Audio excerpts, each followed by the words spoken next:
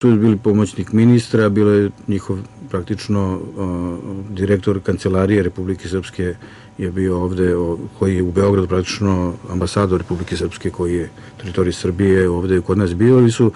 Razgovor je bio u tom delu kako su mi organizovani kao lokalna samouprava, naš infocentar kako je organizovan, kako nam funkcioniše sistem 48, kako smo formirali industrijske zone.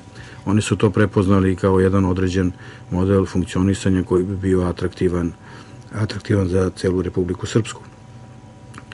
Sa svim onim našim, mi smo ih upoznali svim našim vrlinama i manama koji on za sobom vuče, jer mi taj neki proces koji traje kod nas od 5 do 7 godina, mi se spremamo ove jeseni da reformišemo i da kompletiramo ga, da dignemo na jedan viši nivo, tako da smo im ukazivali i na prednosti i na mane funkcionisanja tog sistema, gde su oni to prepoznali. Mi imamo otvoren poziv neki da ćemo učestvovati na jednom panelu koji je u ekonomskom forumu koji organizuje Republika Srpska, da ćemo biti aktivni učesnici sa našim agencijama za ekonomski razvoj, sa našom agencijom za informacijne tehnologije koja je ovde kod nas postoji i funkcioniše, da ćemo učestvovati aktivno i da ćemo im dati jedan doprinos razvoju cele priče, pozitivne priče u Republici Srpskoj. Idemo u susret novoj sednici. Šta očeka odbornike u materijalima za ovo novo zasedanje? Pa ova sednica je jedna od tih obimnih koje ćemo imati. Pored, mislim da će biti ono što je najaktuelnije